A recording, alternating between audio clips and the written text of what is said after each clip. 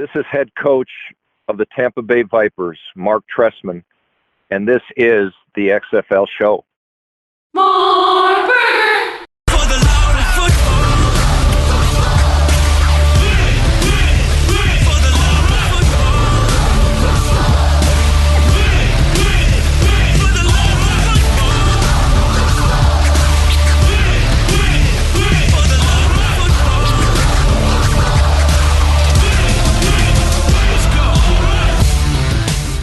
Welcome, football fans. This is week 5 of the 2020 XFL season. This is For the Love of Football, and this is the XFL show. I'm Alan. And I'm Bryant. We're hitting the halfway point of the regular season already, but the fun is just beginning with big games in Houston, Dallas, DC, and LA.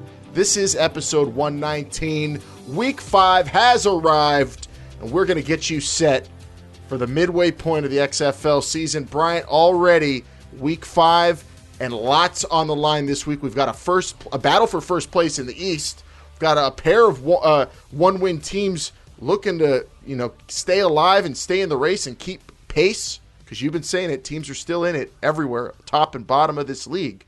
But LA and Tampa, a big game to cap things off this weekend. I don't know. What are you looking forward to the most? For me, it has to be St. Louis and DC. Well, that's exactly where I'm going to go, Alan, because right now, if you think about it, as bad as DC's been the last 2 weeks, they have a chance for first place after this weekend. So that's just incredible. And at home, mind you, it's going to be a lot of fun. I'm interested to see what happens with Dallas with no Landry Jones. I think that's going to be a great game, too. Don't sleep on those Seattle Dragons. They got some fire, pun intended. With BJ Daniels at the helm now, too. What a different game that's going to be from, what you would expect with Brandon Silvers in there, when Seattle has the dubious task of taking on the best team in the XFL, but now they have a different kind of quarterback in there. It could be a different kind of matchup, and maybe it might bode well for Jim Zorn's squad. I feel like that team we're going to be talking about later on. They could beat anybody. Oh, my gosh. They could beat anybody, but will they beat teams they shouldn't beat?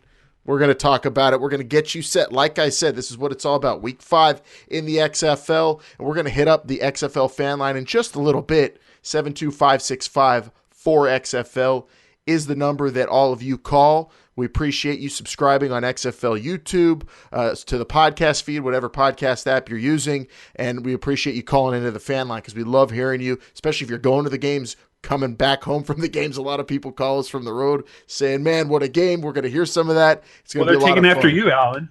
Yes. All of our mini-sodes that we do on the weekend, half of them are you driving back from some sort of game. Not this weekend, man. All the fans. I'm staying here.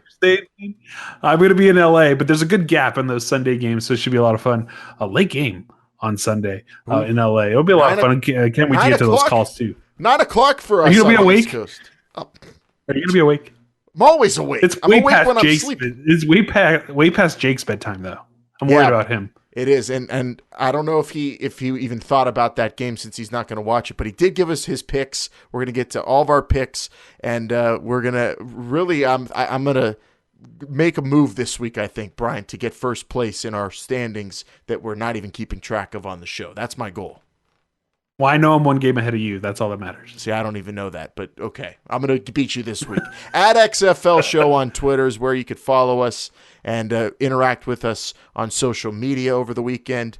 And we appreciate all the followers we're getting. We're getting big boosts as the season goes on, and the amount of people following the show on Twitter, calling into the show, interacting with the show. It makes it that much more fun. And we've come a long way from where we once were, but now we're talking football with so many different people, Bryant. It's hard to keep track, but we got it. Well, we're going to do it one game at a time, I say, on this episode, and that is going in order. Saturday, we have Seattle at Houston at 2 p.m. kickoff on ABC. Saturday at 5 p.m. on Fox, it's New York at Dallas. And then Sunday, we have the 2 games, St. Louis at DC, battle for first place in XFL East. It's a 3 p.m. kickoff on FS1. And then the Vipers, hiss, take on the LA Wildcats. 9 p.m. Eastern kickoff, like Brian said, on ESPN. and really unique matchups that we are going to dive thoroughly into on this episode, as we do on This Is the XFL Show. What are you laughing about? No, because you mentioned how long we've come and how this show and what we've done and all this, and I just remembered last week somebody, I think it was P. Riley, on Twitter said, "How do you guys have so many episodes?" See, we'll go back and listen to the archives because we've been here since day one, and the only way to make it through 119 episodes, Alan, is to stay in order, right? Got to stay in order. That's what we're going to do this week. Yes, there's lots to talk about. There is, and a good way to stay in order, Bryant. Good segue. I know you're not a radio man like me, but that was an excellent segue. You got a future in this business, kid, because that takes us right to where we have to tell everybody about the XFL app, because as the weekend's starting, you have to have a way to stay organized and keep everything in front of you. Make sure you know everything going on social media. If the Dallas Renegades and Bryant get into some sort of Twitter spat, which I'm expecting this weekend, you want to see it, and you also want the latest news, transactions, injuries, all that, and it's all on the XFL app. Download the official XFL app today. Get real-time scores, stats, scoring plays, plus insider videos, and the latest XFL news from across the league.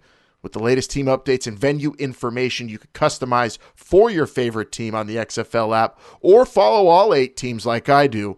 At home, in the stadium, or on the go, the XFL app is your source for everything XFL. Download the official XFL app for free today, and that'll make it easy for you to stay in order in Week 5 as we dink and dunk around the league. Bryant, we talked about the DC Defenders trying to get off the schneid, welcoming the St. Louis Battlehawks, who are killing it right now, and DC's going to have some changes at DB. They waived safety Matt Elam, who led them in tackles last week in their loss, has a pick on the season, was one of their leaders with NFL experience, was a draft pick of the Baltimore Ravens once upon a time. He will be replaced in the defensive backfield by Joshua Jenkins, who got the call up from Team 9 to DC. Yeah, one of the more recognizable names in the league can't seem to stick around too long. I think he was waived to begin the season too, Alan, if I'm not mistaken. I might be mistaken there. But either way, DC had to make some moves. Alan, you talked about last week how they could not tackle. Tackling was a problem for this team. Defensive struggles. I mean, when you allow 39 points and then 25 points in back-to-back weeks, I mean, you got to make some changes in a short season like this. Yeah, and there are some changes coming too because of injury that we're going to get into for DC in the defensive backfield. So that's not a great thing to have, especially when you got Jordan Ta'amu coming into his own for the Battlehawks. I mean, he wins Star of the Week. We're going to praise him in a moment some more, but DC defensively, I think, has a lot of work to do. Tampa Bay, I don't think they do. Tampa Bay, they statistically have a very good defense. They have one win, but they've moved the ball on offense and have a very good defense. But they did waive defensive back Jalen Collins, who they kind of spotlighted as a guy that we would expect to be a big contributor for that team in the preseason. He had NFL experience again. He played in the Super Bowl with the Atlanta Falcons, LSU defensive back from DBU, but he gets waived by the Tampa Bay Vipers. And then also our token Eric Dungey report, Bryant, he gets activated again by Dallas. But Brogan Roback's still on the squad. I was just saying heads or tails. It depends on whether or not Eric Dungey actually plays or is assigned to the team or not this week. Back and forth. Vince talked about him a lot before. Well, we still haven't seen him take a snap. Let me say this. Is he a viable quarterback? Let me say this. With Philip Nelson out there this week against, a defense that I still think is pretty darn good, even though they had their little dip. They get the win last week, New York. Maybe Eric Dungey gets some sort of play in there, some sort of package, some sort of look-see by Bob Stoops if Philip Nelson isn't looking quite right, which I think some of us expect. Who knows what they do, the Dallas Renegades, with their quarterback situation. With Landry Jones, as we said on the last show, out for at least 2 weeks with that injury to his leg, going for that quarterback sneak last week. Philip Nelson at quarterback. They do have Eric Dungey back.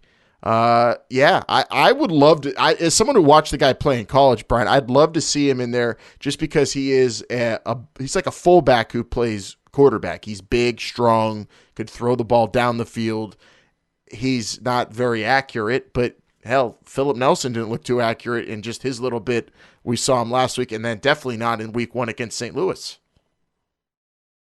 If you say so. I mean, like I said, I'm not too familiar with the man. I know Vince has talked about him. I know you have talked about him. I like to see some reps. But you know what? For Dallas' sake, I hope he doesn't have to come into the game because that means things are going pretty well for them when Landry Jones is out. Some other transactions around this league this week. Going into week 5 in the XFL, Quinton Flowers is the last one we'll get to. He's back with Tampa Bay. Quinton Flowers has confirmed, Bryant, he desires a trade. He wants to be traded from Tampa Bay because he thinks he can service a team as a consistent starting quarterback in this league. And I don't know any coach in this league that's going to give him the amount of reps Trestman's given him. So I don't know what he's thinking, but Flowers did go on to say at the end of the day, I just want to play football. Me and Coach Trestman talked, and at the end of the day, I just want to help this team win and do whatever it takes to win. So Brian, I ask you, at the end of the day, Quinton Flowers, could he find a role on another team where he's more prominent at quarterback at the end of the day? Right now, I don't know what team would be. I mean, New York kind of found their footing with Luis Perez, and they have Marquise Williams. Seattle would be the other option, but they have B.J. Daniels now. Where else would he be able to land and get significant playing time at this? Probably, like you said, more than what he's getting in Tampa. I don't see it. Do you? I mean, I don't see where he could. Nope. I mean, unless there's a quarterback in D.C. who's flaming out and could have a complete breakdown this week if he doesn't get his stuff straight. And who knows if Tyree Jackson. He'll be ready. He'll be ready. Don't worry. He'll be ready. Oh, is that a preview of your pick later? Or no? I'm just saying Cardell will be ready. Is he ready though? And we haven't even talked about the Sonic the Hedgehog curse, which we will get into. Maybe at a 2.0. 119B. Episode 119B. Well, speaking of Quinton Flowers of the Tampa Bay Vipers, he's back with the team he was practicing. We will be having one of his teammates on. Bryant, you spoke with wide receiver Dan Williams, who caught his breath after running all over the DC defenders last week in one of the funniest and craziest and most awesome plays of week 4. He joined you, and we're going to play that interview in just a little bit, talking about the Vipers getting their minds right, getting in the win column, and how it's a completely different team now moving forward, going cross-country against LA this week. Yeah, that's what we're going to be talking to Dan Williams about. I mentioned how he had 72 yards receiving last week. That was north and south. If they talked about its entire yardage, it'd probably be over 100. Yeah, there's like a tweet or a video I saw the Vipers put out, or the XFL official league Twitter put out. He got 38 on that, but I think it was like a 65 total or something 60, like that. Yeah, almost. It was close to being a pretty nice run. That's what I'll say. It was a good run. It was a very good run. Dan Williams is really exceeding expectations as a guy people are talking about around this league.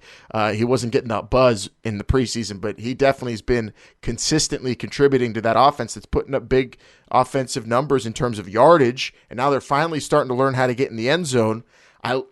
Did we talk about how much that O-line was pushing piles of running backs who get stood up, and then they just push the pile rugby style a few more yards? Every time it felt like against DC. Was that a DC thing or a Tampa thing? We're going to have to break that down when we pick each game later on, Bryant, but that was one of my favorite things from week number 4. But now I think it's a good time, Bryant, for us to get to some praise.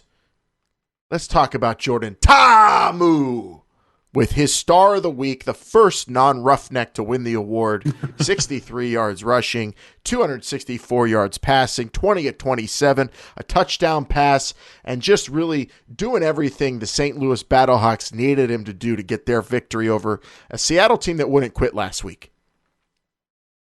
Yeah, no, we mentioned how Jordan Ta'amu really, he looks like a great quarterback, meaning his accuracy is there, his poise is there, his vision of the game looks great. As we're rolling through the highlights here on YouTube, it's amazing to me that the plays and the throws that this man can make, a lot of play action, a lot of options for him, and he's performing well. I thought in week 1 he was the best performer that was not named PJ Walker, and Jordan Ta'amu has been very consistent over the first 4 weeks of the season. Yep, and I want to take some credit just for telling everybody that this guy would be a good player in this league and had special tools. We all had the concern about the youth factor. I think week 5, Bryant, can we just throw that out the window? This guy's ready. He's a pro. He's a good player. He's athletic. He has a lot of tools in the toolbox that quarterbacks in this league, not a lot of them have right now. It's him and PJ Walker that are really head and shoulders above everybody else. He runs that RPO, which is something, that the craze of the RPO right now in professional football. He runs that better than anyone, I think, in the XFL, and that's going to turn some scouts' heads around for sure come this NFL season coming up here. Yeah, Jordan Ta'amu's getting a lot of love from the national media attention and anyone really covering the XFL when it comes to ESPN and Fox. I mean, he wins this Star of the Week award, and he's a young budding superstar in the XFL. And this is what it's all about: is guys like him getting the opportunity. And it's fun to watch him play. It's fun to watch the Battlehawks cacaw the last few weeks, and they're going into DC looking to really take control of the XFL East, Bryant. A big opportunity for them, and a great week for St. Louis just because of the documentary that came out. We got to see some of this thing being filmed. The new For the Love of Football series on XFL.com. Bonnie Bernstein hosting this. This thing is so cool. And it felt, I watched it, felt like reliving our time in St. Louis. They captured kind of what we talked to a lot of the people in St. Louis about the same things they covered in this documentary, which was just slickly and beautifully done by Bonnie Bernstein and company on XFL.com. But definitely check that out. Did you watch that, Bryant, the For the Love of Football series? Yeah, I did. It was, I think it came out Wednesday night, if I'm not mistaken. I watched that. It was a little interesting because we were there when a lot of it was being filmed, and to see this come to light was pretty cool. And it gives a different perspective on the city of St. Louis, the heartbreak, and now that they're back, traditions are back. Alan, we talked about it too, we had a mini-sode not too long ago about our time in St. Louis. We talked to a lot of fans, traditions that were broken, people's routines that were every other weekend gone, twice for some people if they're old enough. So they really captured what it was like to have a great sports town in St. Louis and also a great football town. So if you haven't checked it out, go check it out. It's on XFL.com, YouTube.com/XFL. Just check that out. It's Alan, one more time, the name? That is For the Love of Football is the name of the series. I'm looking for more stuff from them. The For the Love of Football crew putting these cool packages together. St. Louis was first up. We'll see what comes out next, but this was a really good one. And I mean, I give it 4 cacaws, Bryant. That's how good it was. All the cacaws you could possibly give in a review. Four cacaws. I just thought of is that good? Is that 4 out of 5? 4 out of 10? Yeah, it's like getting 5 stars. It's four cacaws. Got it. I thought of a good sponsor if they can make it happen for the St. Louis Battlehawks. 𝐬𝐞𝐝. That's a good. If it can make it happen, we'll see if that can happen. Alan, though, we work every week really hard on this show on the weekends to analyze these teams. Some of us more than others, and we come up with power rankings every single week that are pretty accurate. Mine are, at least. I don't know about because we put all mine of are the algorithm. Mine are the most accurate. Mine, I feel like. Regardless of the fact, get ruined by all of you guys voting, and then it's a collective podcast ranking when mine should be out there alone. But as a team, we do a decent job too. And yes, it's on XFL.com now. Well, it's on XFL.com alongside some of the other greats that the league works with. We're stacked up against Clad and McElroy, and I think the other one is the Champions Data. Right, there's like an actual. I mean, we joke Champion Data is putting a lot of effort in terms of the numbers and the statistics and their power ranking. And then it's cool. I love this new webpage because now this comes out weekly. You've got different people, different groups of people following the XFL closer than anybody in the world really right now. I mean, I'll pat ourselves on the back a little right here, Bryant. I mean, not just now, but before the league started. I mean, we eat, sleep, breathe XFL for the last 5 weeks and before that because we're nuts. 2 years, please. And Thank we love it. We love football. We love football. Yes. We love the XFL. So, yeah, we're following this league closely, so we feel like we we put some effort into those power rankings, and it's cool to see those matched up against the likes of Champion Data, who are using calculators, or Greg McElroy, actual algorithms, or Greg McElroy, who was coached by Nick Saban and knows everything you need to know about playing the sport of football, or Joel Klatt, who is really the lead college analyst for Fox, or who's the and then top us, we're over here football talker on Fox and maybe in the world right now, top football talker.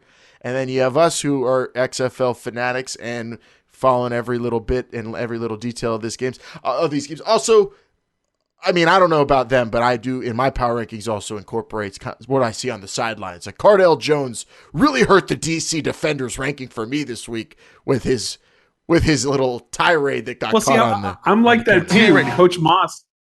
Coach Moss lifted up the Wildcats for the fire that he brought last week. In a losing effort, Coach Moss saved their power ranking. You want it? Down. I'm going to give it to you right now. Also, Alan, wait, Winston Moss, I think that quote and that line and us talking about it, best reactions we've gotten from fans yet, Brian, in terms of something we all saw, and it's kind of, we give the line of the week out every week. I think that's the leader for line of the year right now. You want it? I'm gonna give it to you right now. Drops. We have to do like a top 10 drops of the XFL season. You want it? I'm gonna give it to you right now. Right now. Alan, I wanted to bring up one question that I saw on Twitter before we get out of this Dink and Dunk, because it's something that I don't think was addressed yet so far in the league, and so I wanted to bring it up here. Was from, there we go. It is from Twisted Sailor. I think we've had his tweets on here before, if I'm not mistaken. XFL should do divisional wins matter as much as TD plus or minus? For example, if New York finishes 6-4 overall and 2-4 versus East, but is TD +7, is that better than if DC goes 6-4 and 5-1 versus the East, but is a TD -2? What's better for the playoff implications? Real quick, I'm gonna go over it really fast, Alan, because it's a little convoluted. It's on XFL.com. If you go to the standings page, it's there. So right go ahead there. and check that out.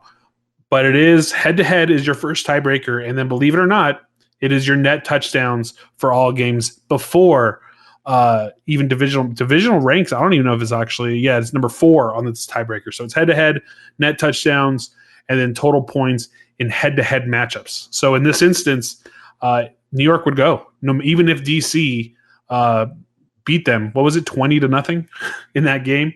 Head-to-head matters, so New York would have to beat them the second time. But, yeah, so go ahead and check that out. It's on XFL.com in the standings page for the full tie-breaking scenarios. There's 7 of them. Yeah, it's great. Good question. Great question, and it's lined up right there for you on the XFL's standing page. So XFL.com, like Brian said, and go to the standing section. And head-to-head, I love that. That's the most important. So as of now, DC ahead of New York, but we put the poll question up about the quarterbacks for both those teams and kind of the slides both of those teams have experienced, and one is experiencing as we speak right now, Bryant. So I'm not so sure DC at 2. Slide. New York at 3. I'm not so sure either of those teams make the playoffs, to be honest with you, because everybody's one game out. If you see on my board right now, I've got Hiss Fever, man. It's a little.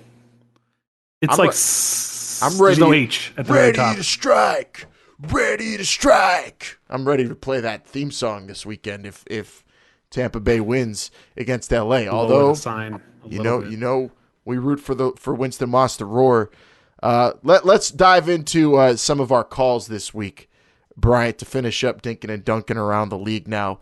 The XFL Fan Line 724-565-4XFL is the number for you to call, and each week we take our best calls we get from the XFL Fan Line. We play them right on the show.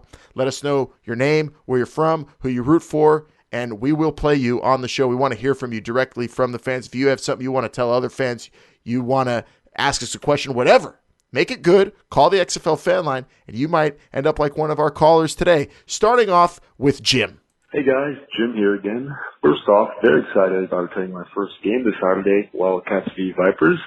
I'll try to call in from that game, hopefully to convey my excitement as we dominate the Vipers, get those damn snakes out of our boots. But I have to say, I heard your show last Tuesday, and I think you guys hit the nail on the head when you recapped our performance against the Guardians. Our running game was non-existent, couldn't finish drives. Our offensive line has completed in the past few weeks, so that was kind of disappointing to see. And our special teams were lackluster. I don't know if it was the cold weather, but our performance as a whole was obviously below standard. But we also don't have Spruce out there and Mr. Excitement. And it looked like some of those drives were drawn up with those two in mind. It's kind of like when you're painting a painting and you have a reference in front of you, but it turns out you're not allowed to use two of the colors on your palette. You have to change the reference, not just go ahead and attempt to paint the picture with what you have. But I'm optimistic about this Saturday. Also, forget the chant that I suggested last week. I think Winston Moss gave us our chant for the Wildcats. You want it? We're going to give it to you right now. We could just chant, you want it? Anyways, I'll try to call you guys from the game this Saturday. But yeah, good luck with the show, and go Wildcats. You want it? Down. I'm going to give it to you right now. I love the call, Jim. You lost me with the art stuff, though. Art. Why does Picasso and Monet have anything to do with this? I don't understand. Well, it probably does. It goes over my head. I'm terrible with the paintbrush. I do like watching Bob Ross, though, when I'm trying to relax. Thanks for the call, Jim. And yeah, I like the chant. You want it? You want it? You want it? On each side of Dignity Health Sports Park, Bryant, maybe as a chant. You think, or should we just let Moss stick to that? Put it on a T-shirt and let Moss is loud enough for himself. I think Moss is loud enough for himself. I think we're good. Well, if he had his way, he would have a megaphone and be yelling that to the crowd during the game. Mega Moss. Let's go to our next call, coming from Joker on the XFL Fan Line. Hey, what's up, guys? This is Heidel. You cannot call me Jimmy or whatever that other Heidel said you could call him. Y'all can call me Joker, though. Anyways, love the show, guys. Love listening to y'all. I do want to say one thing. Bryant, for your award, shouldn't you give it to the Roughnecks? I mean, you picked us to win, so they made you look good. So shouldn't it go to them, too? I mean, I understand why you gave it to yourself, but they made you look good overall. All right, guys. Y'all have a great day. You gonna answer Joker? Listen, Jairo. Joker. Call him Joker. Listen, Joker, dog. Let me tell you something. I picked the Houston Roughnecks. The Houston Roughnecks won. If you go back, I won. So I give the award to myself this past week. And if you didn't know that, go back and listen to Tuesday's episode. Still don't get that logic. It makes the most sense. How does that make the doesn't chicken make before any the sense. eggs? But I like Joker is calling you out. He's calling other fans out. Roughnecks. But he understood it. I don't understand. Roughnecks fans puffing their chests a little bit. Don't get too cocky now, Roughnecks fans. You got a Dragons team that does not go away. They lose, sure, but they don't go away easily. They don't go quiet into the night, these Dragons.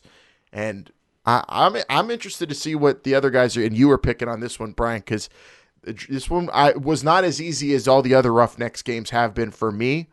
Because of that confidence factor. Sometimes even the players themselves get caught up. Like Joker is so confident. That's sometimes not a good thing. But I love the call. Thanks for calling the XFL Fan Line, Joker. Let's go to our last one now from another Roughnecks fan, our good buddy Brent. How you guys doing? This is Brent down in Houston. Me and my buddies Jordan Sherrod, we're on our way back from Dallas. Went to the game. Phenomenal atmosphere. Got to give a shout out to the Dallas fans. They showed up. They was loud all game long, even though Lance Jones tried to take them out of it real quick. But, I want to give a shout out to my Houston Roughnecks, man, going 4-0. Offense was a little sputtery today, but the defense did a good job coming up with turnovers. But like I said, Dallas is a good football team once they get it together. And so I'm looking forward to the next time they play in Houston. A lot of the Dallas fans have said they're going to travel down to Houston, so I look forward to that game being real packed and being ready to rock and roll. But enjoy listening to you guys. Heard y'all recap show. Y'all have a great day. Good weekend. Later. Play fast. Do it again. I love it. Keep them coming. Keep them coming, Brent. Do it again, Brent. Or now. Where are the kids? Yeah. But I don't know. He's been to every game, I think, Brent. He's my my favorite fan because he's all in on the XFL and the Houston Roughnecks. He's showing them that support, and that's the reason why, Bryant, they're going to be having a good crowd against Seattle this week, and they have been getting good crowds in Houston because they are winning. They are winners right now, And we appreciate Brent for his dedication to the Roughnecks, and of course the show for calling into the XFL Fan Line. If you want to get on the show, holler at us, 724-565-4XFL on the XFL Fan Line. Of course, social media is at XFL Show. If you don't feel like speaking and verbalizing, the phone scares you maybe. I don't know. Some people don't like picking up the phone anymore, Bryant. But that's why we have both options for people, and we welcome all interactions. So thank you very much to everybody who's interacting with us. Let's dive into some more interactions, Bryant.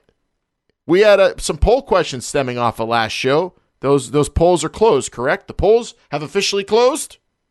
The polls have officially closed. Polls have officially closed, so now we can go into the results in the cover 2. I'm wondering what the hell you're doing in this league.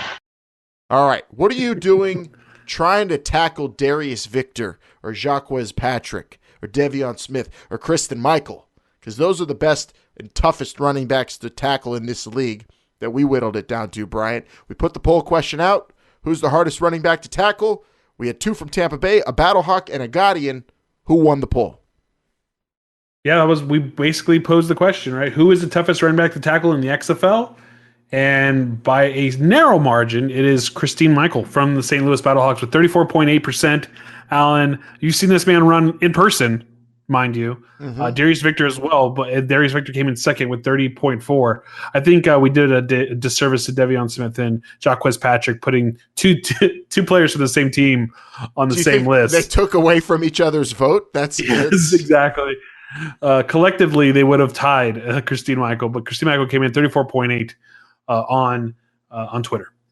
Yeah, and also not surprising considering how effective Battlehawks fans have proven to be on social media, Bryant. I mean, they're pretty good at Twittering and Redditing and Facebooking and all that. They're very good at all of it. Yes. Wherever there's somewhere where you could be talking online, there's someone cacawing. There's someone saying cacaw is the law. I don't know. And then on Reddit, there's just this vicious, and Facebook I haven't seen it there, but I've seen it on Reddit, Brian, a vicious rivalry between Battlehawks fans and Vipers fans.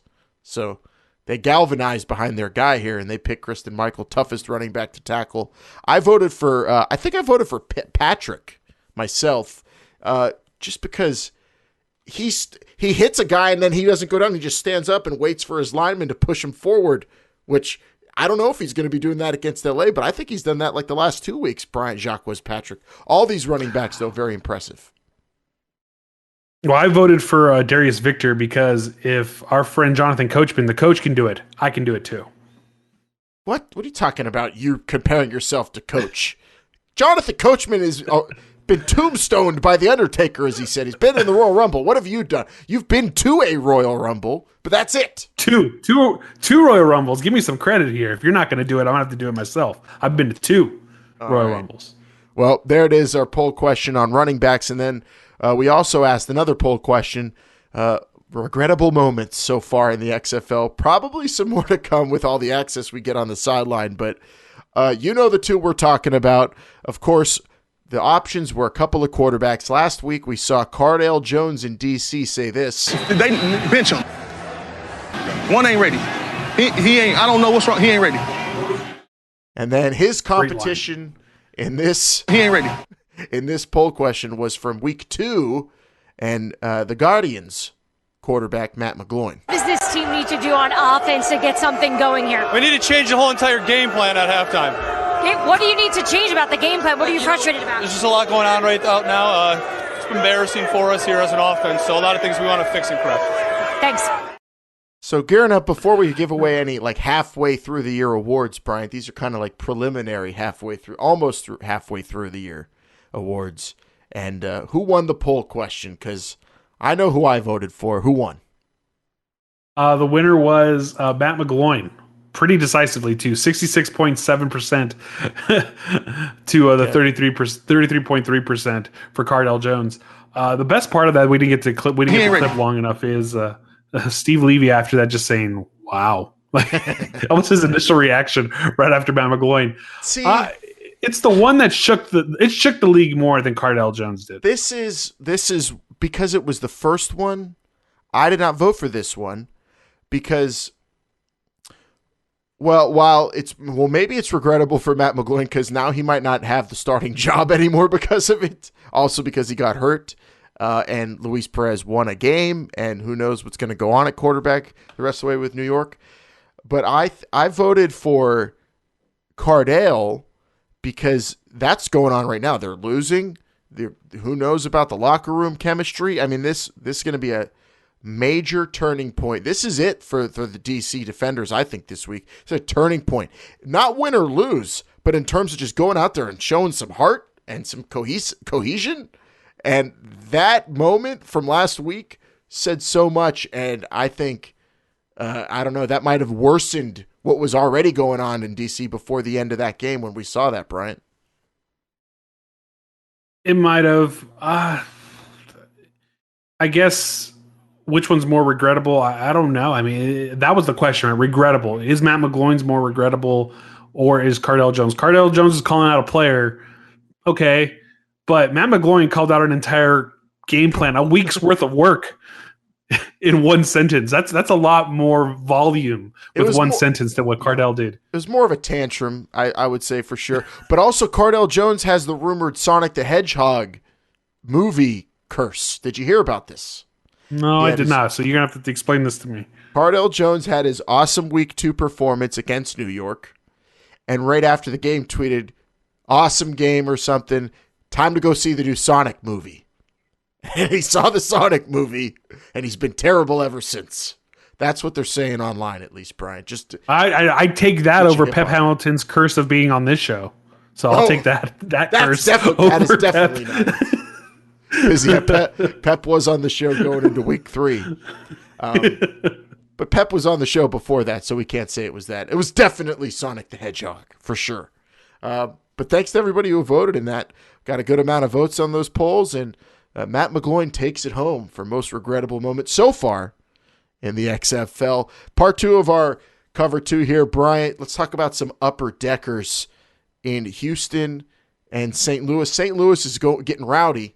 They're opening up their upper deck for the Battle Dome Week 7. They said on Twitter, we are officially opening up seats in the upper deck of the Dome for the game against LA on March 21st. Houston already opening up their upper deck too, Bryant, March 7th. That is this week against Seattle. I have a question about these upper deckers. It's a chicken or an egg situation. Is this the best fan bases are because they have the best teams, they're the best fan bases, or are the teams the best teams because they have the best fan bases? How's this work? Because they're corresponding here. The two best teams in the league have the two biggest fan bases right now in terms of interest in going to the game. I think if you kind of think of it like this, if all the other 6 teams were doing great, how would their fan bases react? I think Seattle would probably be the only other one that would react this well. So I'm going to say that. So the question is whether or not the fan base is good because the team is good, or if the team is good because the fan base is good, right? It's chicken or an egg situation. I think it's probably because the teams are winning, they're sustaining it. Because Week 1, New York had MetLife is huge, but they had a good crowd, good sized crowd. But obviously losing a little bit last week at that game, there was less people in the stands. You know, there was still. It was also snowing. It was cold, but still they had a contingency there. The Guardians, it wasn't LA lost the game. It wasn't an easy place to play for them. But compared to what the Battlehawks are doing, or what Houston's doing, or Seattle's the only team doing it with a losing record right now. That's one thing to look at too. It is a very chicken or the egg situation. I guess the fan bases are good. That's why these teams are good. I don't know. Good news is though, Alan, is we've sat in both. Yes, we've sat in both of those upper decks. Which one do you like more? I think we sat in them empty, mind you. Yes, right, with no one else around us. Yeah, before the Battlehawks started and before the season started in Houston, I have to go with Houston. I liked sitting up there, the big Texas sky above my head. It was just the calm before the storm when you and I were there in Houston. I can't wait to be there for the championship game in TD-ECU Stadium. But April 26th. Yeah, the upper deck things, that's the next level. But the fan bases are there for, for the Dallas last week, awesome atmosphere to watch on TV. And, Tampa week one, or not week one, but their first home game was rowdy, way rowdier than I anticipated. And then last week, the number wasn't as big attendance-wise, but last week there were crazier people there. There were people in their underwear partying. It was like spring break come early last week for Tampa Bay. I don't know if you saw any of that, Bryant. Plus, hiss, hiss, hiss, which is quickly surpassing. I know this is a heated topic, but I might come out on the side of hiss over caca right now, Bryant. I'm loving some hissing. But see, there's only one way you can hiss. There's a million ways you can caca. Caca! Or a quick caca. Caca. Caca. Fan bases are rowdy, though, but congrats to St. Louis and Houston for getting those upper decks open. And, if you win, they will come. I'm sure we all recognize that, and those teams are winning. Let us know what you think, though. Is it a chicken or an egg situation? I can't wait. I can't wait to see Houston and Seattle this weekend, though. That's going to be cool. Houston fans they're enjoying this season, and why wouldn't they? Their team is undefeated. All right, Bryant, you spoke with an XFL baller earlier today, and I think it's come time for us to play that interview on the show. Set us up. What you got here? I wasn't in on this one. I'm a little bit jealous because I had a whole lot to ask this guy about one of the craziest plays of the XFL season. The craziest play probably so far of the Well, I'll take it, but second craziest behind PJ Walker's dusting of the football and running into the end zone after he dropped it there. But I just wanted to get his perspective. We're talking about Dan Williams, a wide receiver for the Tampa Bay Vipers, leading wide receiver for the Tampa Bay Vipers, top 5 also in yardage. I wanted to get his perspective on how it felt to get the first game. Those 3 weeks were tough, especially week 3 when they were getting so close to being what the best team in the league is now. So we asked him about the transition from a losing locker room to a winning locker room and what it took to get there and what it's going to take to stay there. So I enjoyed this interview a lot. So Dan Williams, thank you for your time, and I think you guys will too. Yeah, let's send it. Here we go. Wide receiver Dan Williams of the Tampa Bay Vipers with a good, crisp interview with Bryant here on This Is the XFL Show. Big first win of the season, Dan. How does it feel to get that first win out of the way? It feels great, actually. We worked hard the whole week, preparing for the moment, for the win. It was just so surreal. It was crazy. We won, but I'm glad we got the win. It's momentum going to LA. For sure. And those first 3 weeks must have been tough, obviously, with all the losses, but it was so close. I mean, there were so many things, factors that made those games a lot closer. You guys were so close against Houston. How did it change the mentality in the locker room now that first win's out of the way? Like I said before, it's the momentum. It was just the small things we just needed to correct on. It was just going back to the drawing board, going back to special teams, defense, offense, what the offensive line did wrong, what the receivers did, quarterbacks. It's all a domino effect. So we just corrected all the small things and we just moved forward and we just got the win.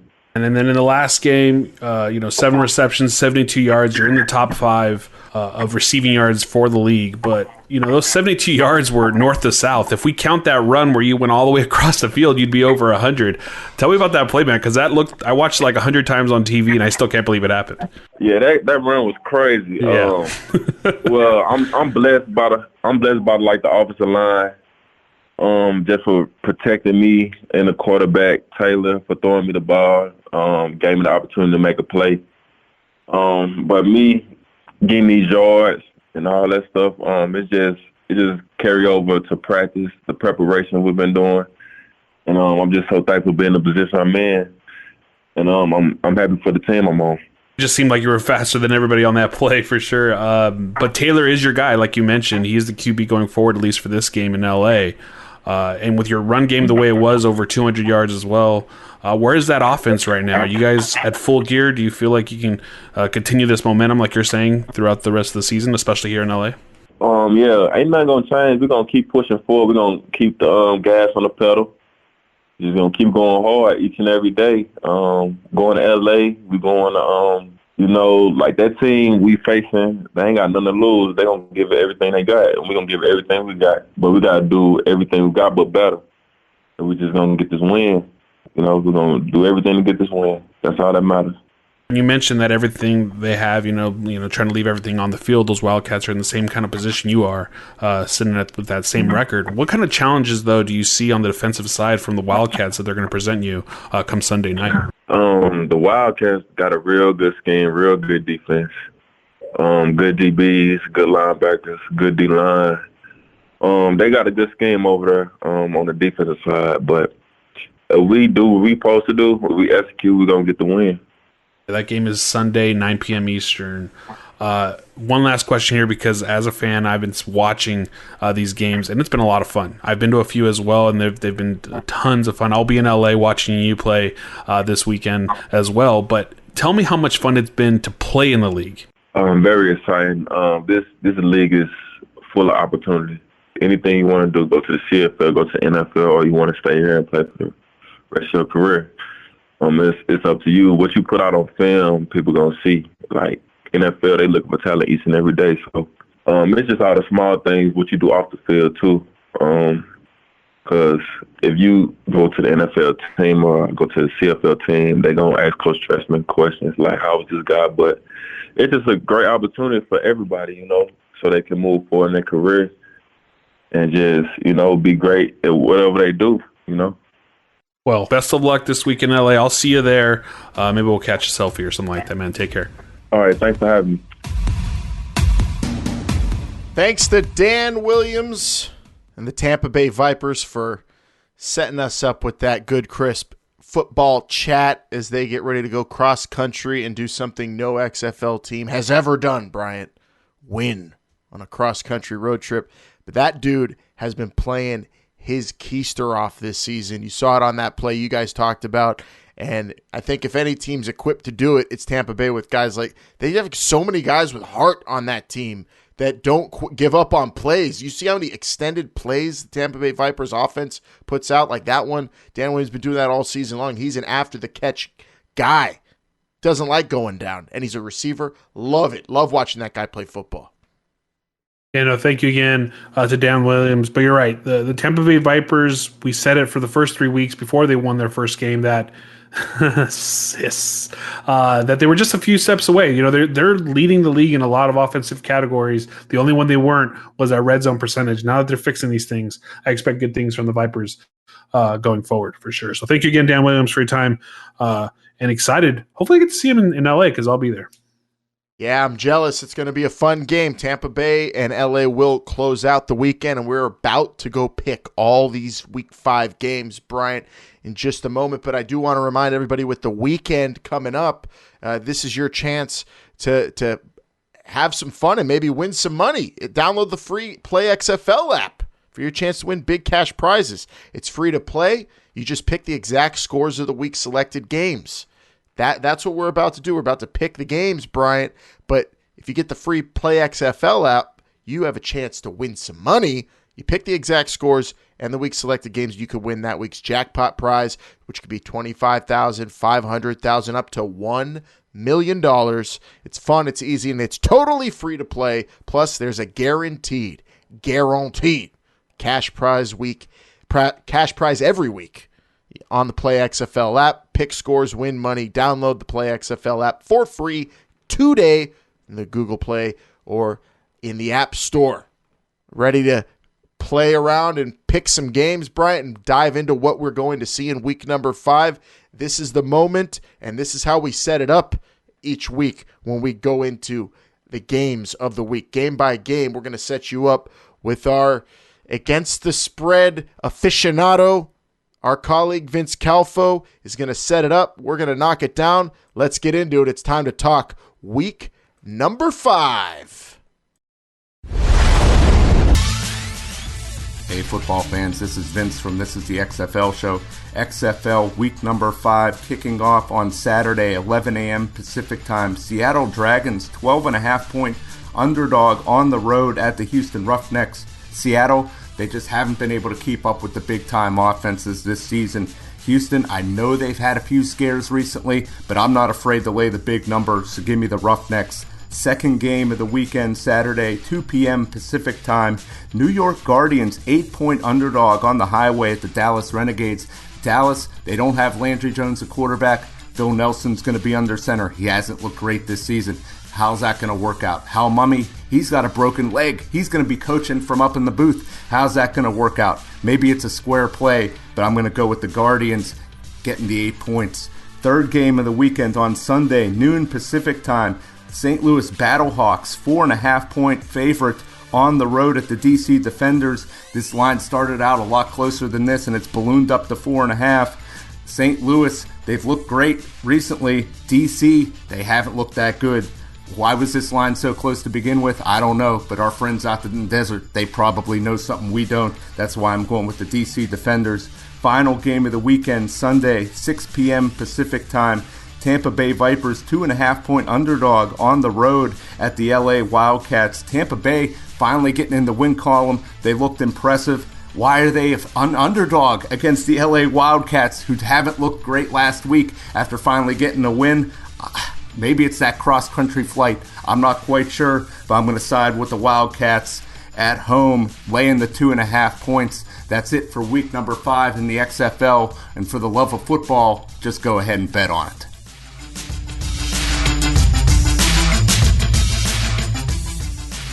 There's Vince Calfo going against the spread, Bryant.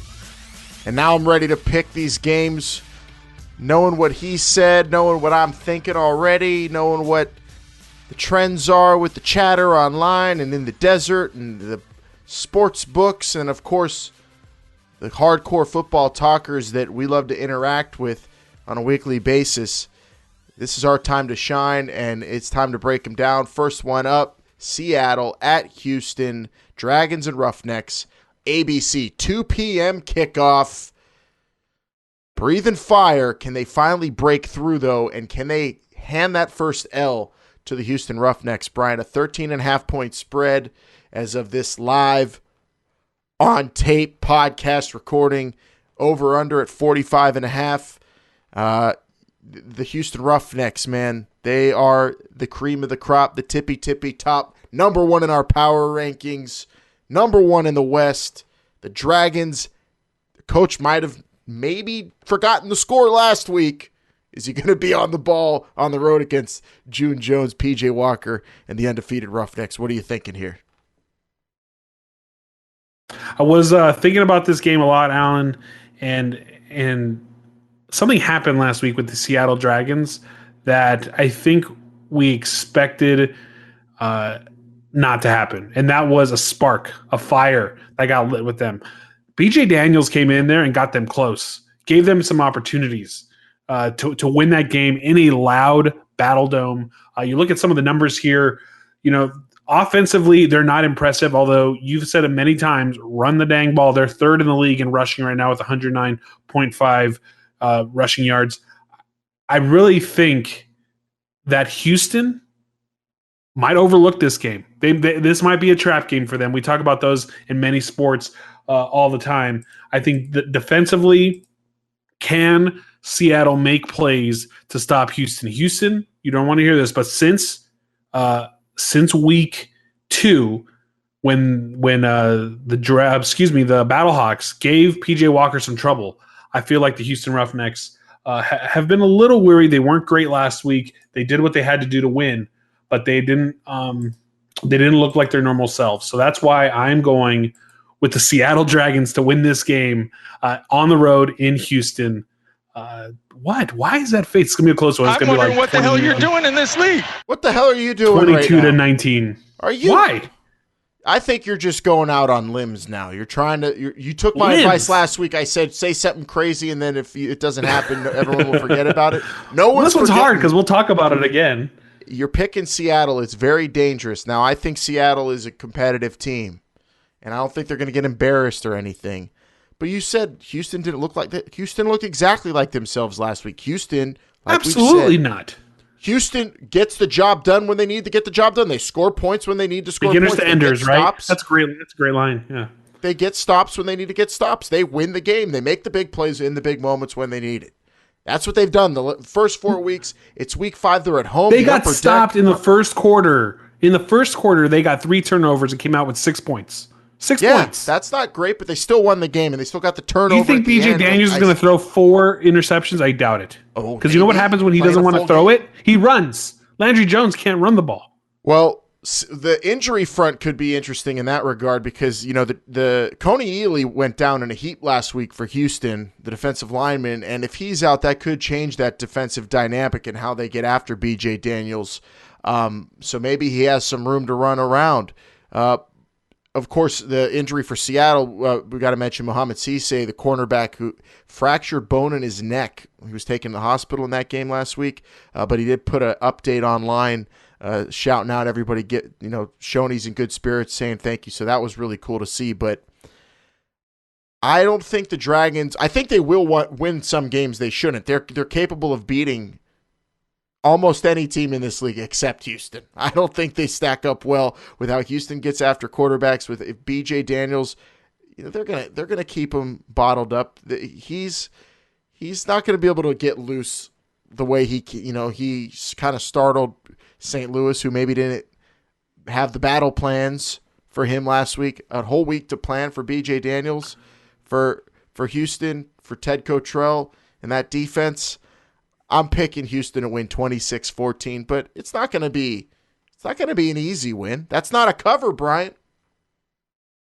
It's not a cover, but look, I just have this weird feeling that Seattle, and I had this feeling when LA beat DC, Houston to me has some struggles that they need to figure out because they didn't score. They've stopped scoring at points in this season. You're right. They are beating teams, but when Landry Jones and the Dallas Renegades have 5 turnovers in a game, you better win that game. And that's what they did. They were lucky to come out with the Viper victory that week. And their margin of error is getting so little that I feel like it's or bigger. I guess it's right. You say margin of error is getting bigger, so their wins might stop it coming, Alan. So I think you have Houston by 12, 26-14. Lock me in.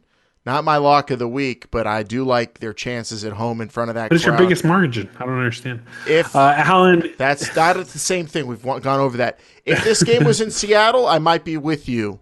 But this being a home game, I just don't see it for Seattle this week. And I'm falling in that camp with people who are kind of questioning, talking about Jim Zorn and the issues he seemed to have last week with kind of just keeping everything in front of him. Against Houston, who's the best coach team in the league right now, that's not going to work, and you could bet on it quick. You could get got real quick with how fast they could score, how their defense can ruin your day.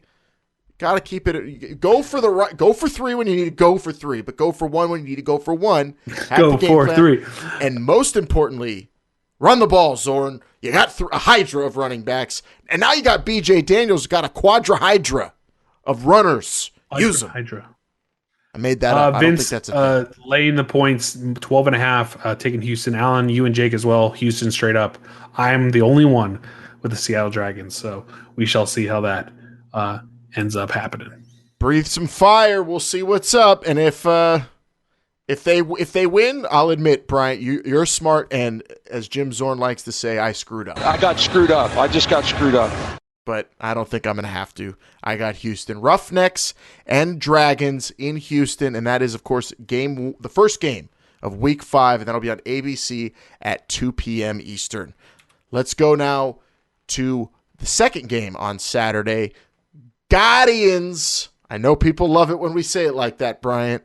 At Renegades, Texas, all eyes on the state of Texas on Saturday in the XFL. We head over to Arlington, Dallas, welcoming New York, 8-point favorite, 5 p.m. on Fox. Over-under is at 37.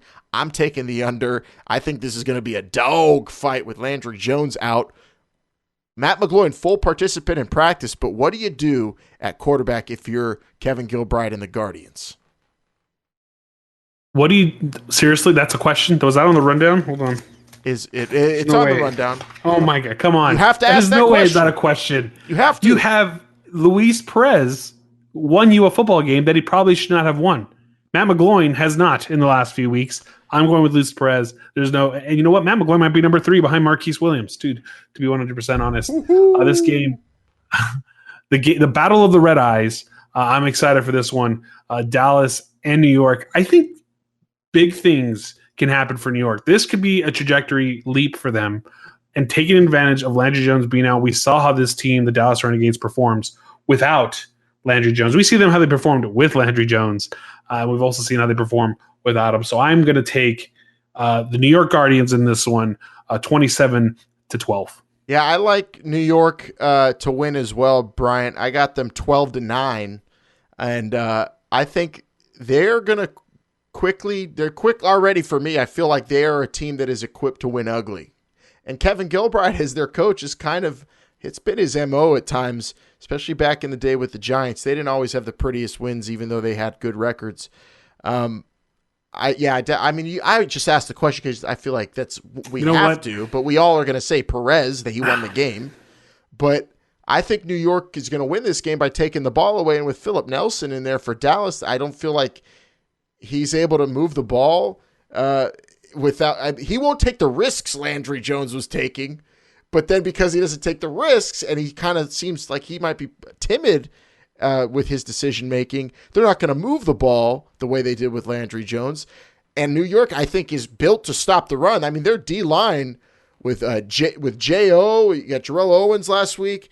They're set up, I think, they match up well with their defense against this offense, sans Landry Jones, a guy who's going to at least take the chances. And then you couple that with opportunistic DBs on New York, Jamar Summers. It feels like a similar matchup, really, for New York when they went to St. Louis to me. But it's Philip Nelson at quarterback, not Jordan. Wait a minute. Not can't Jordan say that. Ta'amu. Don't say that. You didn't let me finish. Similar matchup, and they got destroyed. I don't care what your next sentence was. You don't let me finish my sentence, okay? Philip Nelson is the second part of my sentence. It's a similar matchup. They're playing a team that has a good defense in Dallas and an offense that likes to run the ball. But the quarterback of this team is Philip Nelson, not Jordan Ta'amu. And I think New York, coming off of a victory, not a loss like they did going to St. Louis as well, a little bit more confident and capable. That's why I'm picking them to win a very close, probably ugly game. And that's the big difference. I just don't believe Philip Nelson is going to be able to move the ball on this New York defense. Josh Johnson was having a difficult time doing that last week, Bryant. That's why I'm picking him. And that's why it's similar to the St. Louis game. Dallas and St. Louis, I feel, are very similar foes for New York. You don't see that? The defense is... Yeah, no, I just changed my mind completely on this game. I don't think... In the middle of me talking? Yeah, you just kind of flipped me, actually, because New York, you talk about a team that is not playing to its defensive capabilities, meaning they're holding teams down in points-wise. Like, if you think about it, they're really not getting scored on that much. 20 points to a DC Defenders team, which I think there was a pick 6 in that game. They didn't let Tampa Bay score a touchdown. LA last week, only 14 points. And they can't find a win. And now they got to travel all the way to Dallas. Dallas is going to run the ball way better than LA did last week. I guarantee that. And Philip Nelson's probably not going to have to do it. He's going to Jordan Ta'amu in that game, Alan, that you mentioned with the St. Louis Battlehawks, didn't do anything. He didn't do anything, and they still won that game. That's exactly what's going to happen with the Dallas Renegades. I'm flipping my pick, and I'm flipping it significantly. I'm going 25-12 Dallas Renegades. Wow. In the middle of the show, he flipped his own pick. That's big. I like New York to win ugly. And Cam Jordan of the New Orleans Saints will be on the sideline for this game, too, for Fox, Bryant, which should make the broadcast of this game very interesting. You got a active NFLer, a baller, a badass in the NFL, roaming the sidelines. I can't wait to see what he brings personality-wise, and I cannot wait to see New York really make us all forget the turmoil they were in a couple weeks ago. If they win this one, that's season changing. That flips it, and in a season that could go one way or the other each and every single week, it's been different in the XFL. It's really tough to gauge some of these teams, but room for that happening is running out now that we're in week 5, Brian. It's going to start shortening. And, with the win here, New York puts themselves in a pretty good position. Dallas, of course, is going to try to keep pace with Houston if they can, but really they're focused on just making sure that they're still ahead of Seattle and LA. So pretty important game, even though this game is not interdivision. But yeah, I like it. I like that we're deferring. What did Vince and Jake pick on this one? Yeah, so Vince has the +8 for the Guardians. Alan, like you said, the Guardians as well, straight up. And Jake and I agree, Dallas Renegades. I just don't. I know I flipped it, and I feel bad. But it just doesn't make any sense. I couldn't do it anymore. Can't go on a limb all the time. What if I told you that you got to remember the chant, Guardians? That's not going to sway I don't think. No. Okay. And that's why our New York viewership's probably really low, because they keep doing that. They love it. I was at the game last week. They were all doing it. That's how everybody says it, whether you like it or not. Guardians. And their mascot's new official name, Gotham. He will not be making the trip, Gotham, to this game. Here's Stone. Did we go over injuries in that game? We did. I guess Landry Jones is the big one you got to pay attention to. He's out. Philip Nelson's in. Can he get the W for Dallas over New York when they travel 5 p.m. for Week 5, a matchup between XFL East and West opponents, and that game will be on Fox on Saturday. Now we go to Sunday, Bryant, FS1 at 3 p.m. Battlehawks will caw and try to lay down the law in the nation's capital, where they write all the laws, against the DC Defenders. And the DC Defenders are 3.5-point dogs at home in Audi Field, a place they have not lost yet, because their first 2 games where everything was coming up DC was there, but all of a sudden they find themselves a 2-2 team. The over-under in this one is 39, and like we said earlier, Matt Elam gone from the DC Defenders. They also have Doran Grant, who did not practice as of Thursday, this live on tape recording of the podcast. So changes at DB could be coming to the Defenders. Will that open it up for Jordan Ta'amu? Will that entice Jonathan Hayes to let Ta'amu throw the ball down the field? Or will they rely on their 2 running backs? Actually throw Keith Ford in the mix too. He looked pretty good too last week, Bryant. But Jones and Michael, they both took it easy in practice. We'll see what their status is, but as of Thursday, those guys were limited or not practicing. I don't know if that's precautionary or what, but so many weapons and so much variety on this offense for the Battlehawks. And with how bad the DC defense has looked, I mean, I don't know how you could pick DC. Even coming home, I have St. Louis winning 25-16. How can you pick DC? What are the ways you can pick DC? If you look at it in this sense, Alan, St. Louis has played 2 games on the road, 2 games at home, like every other team pretty much in this league. And they've performed well at home against 2 bad teams. What does that tell me? It tells me that when they're on the road and they have to play a team like, the Houston Roughnecks, they might perform, but they get beat.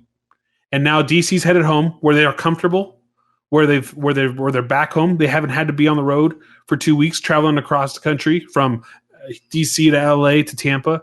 I think Cardell Jones is showing that he is passionate about what's going on, and I think that'll translate on the field this week. He ain't ready. Can DC actually perform enough to win this game? I think their defense needs to shape up quite a bit to be that defense from the first 2 weeks of the season. And it's that gut feeling again, and I'm going with it. I think the DC Defenders take first place in this game from the St. Louis Battlehawks, 25-22. Wow, you took 2 outright underdog winners then, huh? With you're taking Seattle, and now you're taking DC. You're going bold this week, Bryant. I like that you have the cojones to do this, but are you basing this also on the fact that this is the XFL and we've seen a lot of just from one week to another things have changed drastically? XFL. And anything can happen in the XFL, and it's something that we've seen. Things can change dramatically, drastically, whatever hyperbole you want to use to fill in what we see every single week. Because, like I said, DC, 2 horrible weeks, and here they are with the opportunity to play for first place. First place and control this division going in to week 6. What if I told you that as since we put the rundown together a little bit earlier, the line's gone up now to 4.5 for St. Louis. Change your mind? Can we change your mind on another pick? No, 4.5 is what Vince went on, and that's fine. It was. I think that's all bettors. That's all better. That's all action. It has nothing to do with the actual spread of the game. I just don't. I'm giving DC the benefit of the doubt. Pep Hamilton is a great coach. We've seen it happen. The players are good. They have the weapons. We've seen them. They just need to put it all together. You have no faith in DC now. Not to win. I think DC could definitely salvage their season and get back to where they were in the first 2 weeks. I love St. Louis right now. I had people online trying to convince me to put them number 1 in the power rankings, and I'll admit, I thought about it for a split second. They're very good. I'm not putting them ahead of Houston just yet, but the thing about DC is, I don't know. I'm not even positive they'll even show up for the game based off what I've seen the last 2 weeks. Oh my God, sit down. Are you sitting down? Sit down. I'm sitting down. You could see me. I'm sitting here comfortably. We'll stand up and sit down. I'm sitting here comfortably knowing that I've watched the DC Defenders go out there and let Dan Williams run all over their team, sideline to sideline, and then truck them all for a few extra yards. I saw 𝐬𝐸𝐴𝐺𝐸 just stand up their linebackers, wait for his O-lineman to push him forward a few extra yards. And then the week before that, I saw them go cross-country and get, what's the word we used? Mollywopped. By the LA Wildcats, who basically had a impromptu house party on their sidelines as they were whooping on the DC Defenders. 6 to the board. 6 to the board. And then that happened in LA. Then last week, I don't know if you saw this, during Pep Hamilton's post-game press conference, you couldn't even hear him talk because the Vipers were celebrating so loudly after getting their first win. If the last 2 weeks aren't sticking in your craw, if you're Pep Hamilton and the DC Defenders and you're all their fans, everybody involved with the team, if you don't have the biggest chip on your shoulder coming home, if you aren't laser focused this week, if you aren't prepared to at least show up and compete in the game, because you have not done that the last 2 weeks, if you can't go out there and do that this week, I don't know what else is going to light a fire and get you motivated to do it. So I would hope they show up. I would hope they have that fire. I know that you're saying there's no way they can't with all that going on with the team. So I understand that. But then I also think about what they're facing. St. Louis, a team, 7 total touchdowns allowed, and 4 of those were to Houston. To one team. Which says that if a team can get the ball rolling offensively against this team, they'll be able to score. And we've seen the DC Defenders, we've seen Pep Hamilton get down there close the to red zone. They don't look. Well, but you've also seen St. Louis beat the Seattle Dragons, the New York Guardians, and a Landry Jones-less Dallas Renegades. Now, really, the only team that has been giving them any sort of fit, any sort of competition, was the Houston Roughnecks, and they lost. So let's not give the St. Louis Battlehawks all this credit that they're all this high and mighty team. They faced 3 bad teams out of their 4, especially with the Dallas Renegades not having Landry Jones. So I'm not giving them all the credit. There's no way I'd put them number 1 on my power rankings based on the teams that they've played. This is going to be a good challenge. It's going to be on the road in DC. DC is going to have a big chip on their shoulder. They want to prove to everyone that they're part of the powerhouses in the East. That's why I'm picking DC. There's too many factors in DC's favor for this game not to happen for them. And if they don't win, then I'll just never mention it. Dallas, yeah, you won't. That's smart. But I'm going to remember you saying this and the Seattle thing today, and I'm bringing that up on Tuesday morning. You bet it. I can't believe you called Dallas a bad team. Not a bad team. Without Landry Jones, come on. We'll find out against New York for them. One thing that might bode well for DC is the fact that St. Louis, as good as their D is, they don't hit and sack the quarterback a whole lot, so maybe Cardell will have some time to breathe and be cool and smart with the ball. Maybe lift that Sonic the Hedgehog curse. I don't know. But I got a 9-point win for St. Louis in this one on the road. Bryant, what did Jake and Vince say? Vince has the DC Defenders with the plus 4.5, excuse me, and Jake is with you, having the St. Louis Battlehawks win this game straight up. So we'll see. So far, friend, you and I are complete opposites this entire weekend. We might not be talking. Recaps are canceled, maybe. The whole recap of this game might just be me cawing for 10 minutes. St. Louis will travel to D.C. on Sunday at 3 p.m., and that game will air on FS1. It is for XFL East supremacy here in week number 5. Brings us to our final game, the latest kickoff in the history of the XFL, Bryant. Vipers at Wildcats, 1.5-point favorite for LA at 9 p.m. Eastern on ESPN. That's a 6 p.m. local time kickoff. You're going to be there as the sun is right level with your eyeballs, and you're watching the Wildcats take on the Vipers. 40.5-point over-under in this one, and I love this matchup. And this was definitely the hardest game for me to pick. I love it, though. I'm looking at it, and the injury report, it might sway me. You got Nick Truesdell back in practice for Tampa, and I love Trestman's now with Cornelius. Even though Murray's practicing again, go with Cornelius again. Like that call. And then you got a kicker out for LA. Nick Novak, who wasn't very good last week, had one blocked but also missed one. They signed Giorgio Tavecchio, who has some NFL kicking experience. But they also have Nelson Spruce still not practicing. Bryant, Trey Williams, the linebacker out of Auburn, he's still not practicing. Also, statistically, if you look at where these teams, LA is bad on run D, last in the league. Tampa Bay, best run game in the league. That really is going to push me towards picking Tampa Bay in this one, even though no team has ever traveled cross-country yet in the XFL and won a game. 0-4 are teams doing that. I'm going Tampa Bay to win 20-18. 20-18, a close one there in LA. Alan, I think there's a lot of injuries for LA. Nick Novak, you're saying, out for the season. Nelson Spruce still bothered by that knee.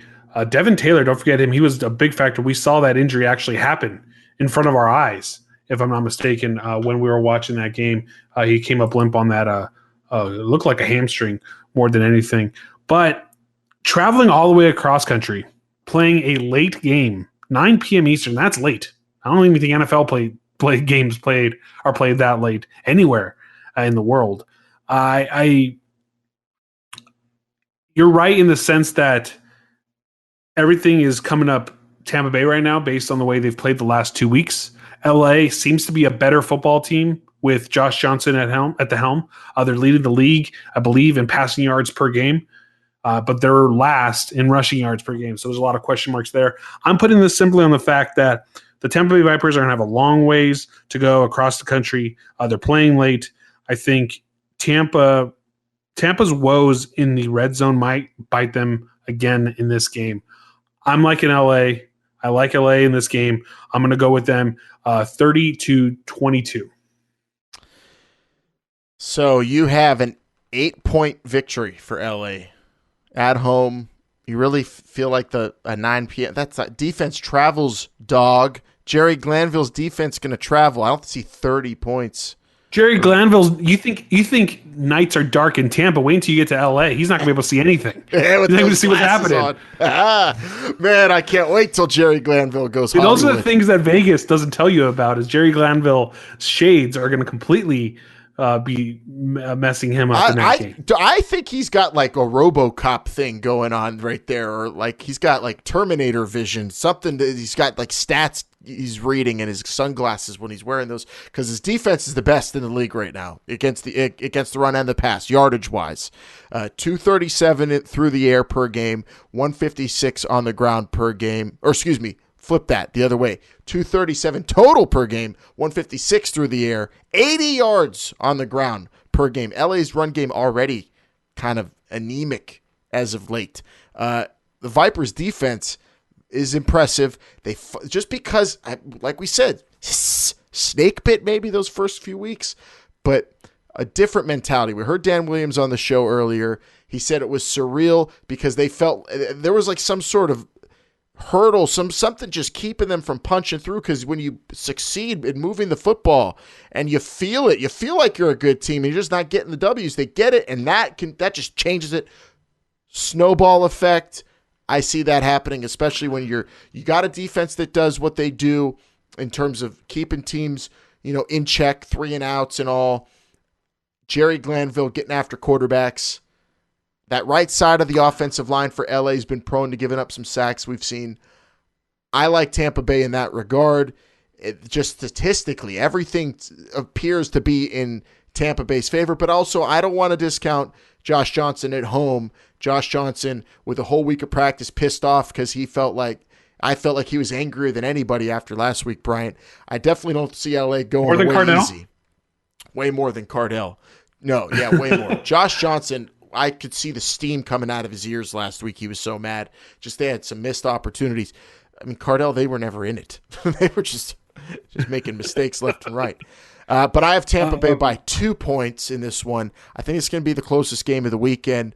But I mean, you picked Tampa Bay to go to win the championship. So that was before the season started. I'm still sticking with them going to the title game. So I like where they're at in that regard too. So that's why I'm going to stick with them here. As much as I'll admit, I want to see LA to win this game. I want to see a LA house party on the sidelines again, because that was maybe the highlight of the season so far. But Tampa I definitely Bay can see this. I could definitely see this game being a Houston Roughnecks Tampa Bay Part 2 with some gunslinging out there. Josh Johnson's a good quarterback, and he makes some good plays, and Norm Child's calling a good offense. Probably no Nelson Spruce, but there's still plenty of weapons there. We're going to see some Randy Orton poses too, don't forget. Jordan Smallwood gets in the end zone. You bet Jordan we Smallwood. will. And maybe someone Parka. And who knows what Winston Moss will say. You want it? Down. I'm going to give it to you right now. LA and Tampa Bay, baby. A 9 p.m. Eastern kickoff. It's gonna be late here on the East Coast, but I'm gonna be wearing my shades like Jerry Glanville. Might put on some cowboy boots and enjoy this one thoroughly. And it'll be on ESPN. And it's gonna round out a week number 5 that I expect to be as nuts as week 4, week 3 were, Bryant. I feel like this week you're just going with the opposite of what everyone is expecting, because we have seen that the opposite has been happening a lot the last 2 weeks at least. Real quick, Alan, LA, Vince is saying we'll be fine given 2.5. You're the only one with the Vipers. Me and Jake are going with the Wildcats. It was that kind of week, I feel like. It was one of those weeks where I felt like anything can happen, just like every other week in this league. And I don't know, man. It's just a lot of fun. It's a lot of fun to sit there and be like, I want Seattle. I want Seattle to win this game because I want them to stay close. I want these playoff matchups to go all the way through week 10. I want this to happen because if Houston keeps winning, what's going to happen week 8, week 9, week 10? But Seattle can make it close. Houston might lose a step. St. Louis might not win to DC. Like, all these things are factors that, like I said, if you told me in week 3 that DC was going to have the 2 weeks that they had, I would have told you you're out of your mind. But that's what happens, and that's what I'm excited to see, man. Yeah, I'm not going to really invest in anything being for certain in the XFL for as much as we've learned the last couple of weeks, except probably the fact that I didn't put a lock on anything this week, but I guess I got to go back to Houston. I just like what June Jones and that you team said it doing. wasn't your lock. I'm so confused. I'm going back. Is it because it has the most points? Is it because you had the biggest margin of victory? No. It just I just like June Jones versus Jim Zorn matchup. I think that's really plays into Houston's favor. But who knows? Maybe I'll be wrong, and you could call me out on it.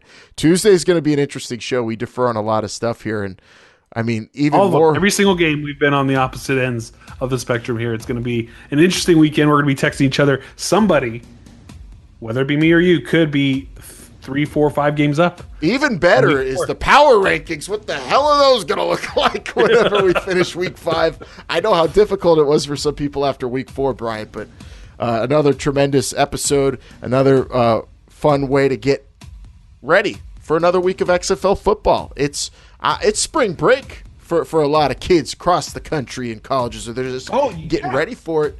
And football's going on while spring break's going on. This is awesome. Or as they say, lit. Or as the Fang Gang, or as the Fang Gang says in Tampa, this is hisserific. I don't know. No, let's not do that.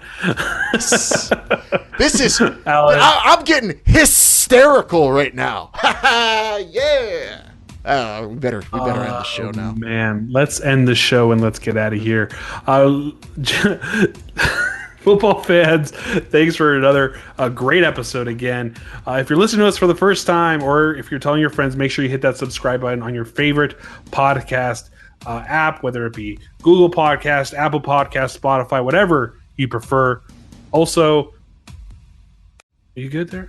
Also catch us on XFL.com. Platforms, it's okay. Visual element. Also catch us on XFL. Stop. You're messing me up. There's the one thing that I got to do all episode. You're messing me up. Also, catch us on XFL.com or on YouTube.com/XFL, the official YouTube page of the XFL. And don't forget to follow us on all social media platforms at XFL Show. You did a good job, but you got to stop tripping up. We have the visual element now, so I'm going to try to distract you. It's part of the game. You're still doing the normal job. I got to control the whole thing. You got to be ready, and you got to have order. I feel I'm in order. And if you ever feel like you're out of order, get that XFL app on your phone, and then you'll be in order. You'll be having everything in front of you for another wild and buck nutty weekend in the XFL. Week number 5, everybody. Enjoy it, and we will reconvene for some recaps on the games, and, of course, on Tuesday morning when we have another big edition of this podcast. Thanks to all the people who called into the XFL Fan Line, 724-565-4XFL. If you want to call in over the weekend, maybe get your voice on the show, you are welcome to do so. And, of course, you are welcome to enjoy some football, because that's what I plan on doing, baby. And you know what? How about this weekend? Let's make it not 6 to the board, 9 to the board. Go for 3 this weekend, everybody. When you have a shot. How about instead of 6 to the board, Alan? Instead of 6 to the board, how about hiss to the board? Hiss to the board. See, now Bryant's getting hysterical. His baby is probably in need of some attention now. So don't you think we should end the show now? Oh, the baby. You got a baby, man. Come on. What are you doing? Jeez, man, let's get out of here. All right, I have a baby. Let's get out of here. He has a baby. We're going to make history this weekend in the XFL, hitting the halfway point. We'll see everybody next time. For Bryant, I'm Alan. This is the XFL Show. Remember, they're listening.